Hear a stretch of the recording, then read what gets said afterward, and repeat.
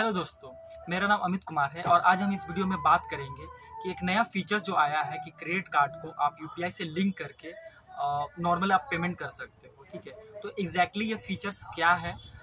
जैसा कि मैं एक ग्राहक भी हूँ, ठीक है, मैं कभी खरीदारी भी करता हूँ, तो ये कैसे एज अ ग्राहक को भी इफेक्ट करता है और जैसे मैं बिजनेसमैन हूँ, ठीक है, तो मर्चेंट भी मैं कहलाता हूँ, तो हमें ये कैसे अफेक्ट करेगा। ठीक है, तो इसके क्या एडवांटेज है और क्या इसके डिसएडवांटेज हो सकते हैं, कैसे ये काम करेगा, पूरी तरह से इसको समझते हैं।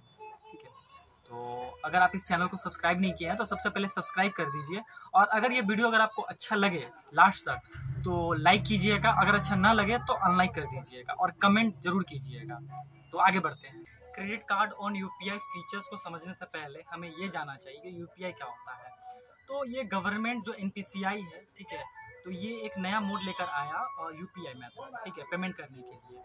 इसके थ्रू आप यूपीआई आईडी डालकर या फिर फ़ोन नंबर डालकर या फिर क्यूआर कोड स्कैन करके हम लोग मर्चेंट को या फिर ऑनलाइन, ठीक है, वेबसाइट पे, ऐप्स पे या फिर आप कहीं पे भी किसी पर्सन को, ठीक है, आप पैसे भेज सकते थे। लेकिन ये सिर्फ और सिर्फ जो खाता होता था सेविंग अकाउंट, ठीक है, तो उसी को लिंक करके डेबिट कार्ड के माध्यम से आप ऐसा कर पाते थे।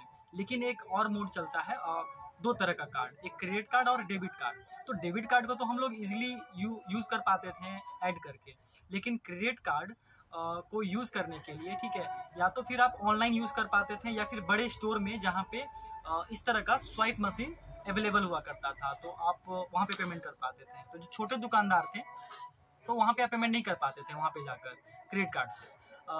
अब बोल सकते हैं कि नहीं, छोटे दुकानदार ऐसा रखते क्यों नहीं थे, क्योंकि ये स्वाइप मशीन जो देखने में सिंपल है, ठीक है, लेकिन इसका फिर बहुत सारे चार्जेस हो जाते हैं, मंथली चार्ज, ठीक है, फिर उसके बाद फिर एक एनुअल मेंटेनेंस चार्ज, और फिर जब इसको आप डिवाइस को खरीदते हैं तो उसका भी चार्ज लग जाता है। तो छोटे दुकानदारों के लिए बहुत ज़्यादा कॉम्प्लिकेटेड हो जाता था। और इतना ही नहीं, जब आप स्वाइप करते थे क्रेडिट कार्ड को, तो अगर आप 100 रुपया भी अगर आप स्वाइप करते हैं तो उस पर आपको 2 से 3% का चार्ज लग जाता था और उसके एवज में 1%, आधा % का कस्टमर को रिवॉर्ड पॉइंट्स मिल जाता था। तो कस्टमर इसको ज़्यादा यूज़ करना तो पसंद करते थे, लेकिन छोटे दुकानदार इसको अवॉइड करते थे। तो गवर्नमेंट अब नया एक फीचर्स लेकर आया है, क्रेडिट कार्ड को आप यूपीआई के माध्यम से भी पेमेंट कर सकते हैं, लेकिन सिर्फ और सिर्फ अगर आपके पास रुपए क्रेडिट कार्ड है तो।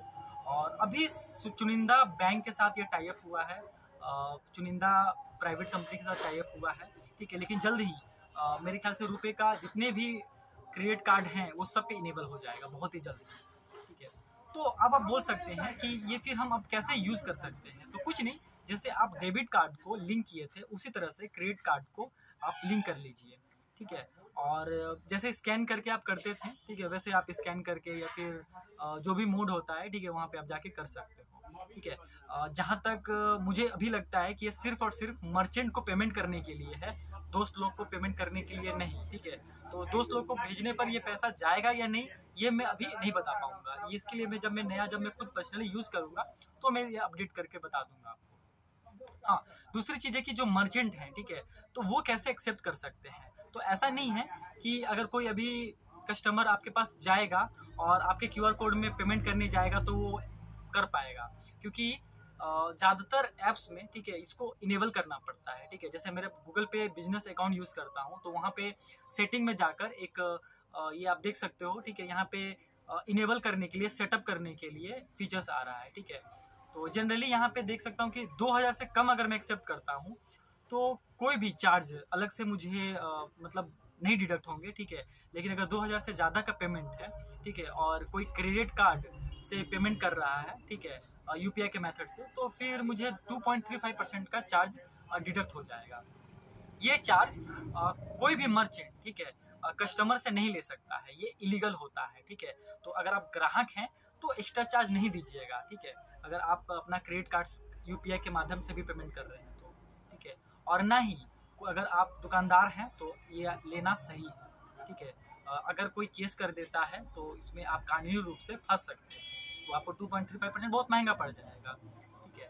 तो वैसे ये छोटे दुकानदार के लिए बहुत हेल्पफुल हो जाता है, क्योंकि जो लोग क्रेडिट कार्ड से पेमेंट करना पसंद करते थे और छोटे दुकान के पास नहीं जाना चाहते थे, क्योंकि उनको पता है कि अगर मैं 5000 रुपये का, 2000 रुपये का, 1000 रुपये का ये क्रेडिट कार्ड से पेमेंट करने जाऊंगा तो ये नहीं लेगा ये बंदा, ठीक है, इसके पास स्वाइप मशीन नहीं होगा, तो अब वो कस्टमर आपके पास पेमेंट कर पाएंगे, ठीक है। तो ये काफ़ी दोनों के लिए विन विन सिचुएशन है, ठीक है। अब आप बोल सकते हैं कि सिर्फ रुपए क्रेडिट कार्ड के लिए क्यों, ठीक है, वीज़ा हो, अमेरिकन एक्सप्रेस हो और ये मास्टर कार्ड, ये सब के लिए क्यों नहीं।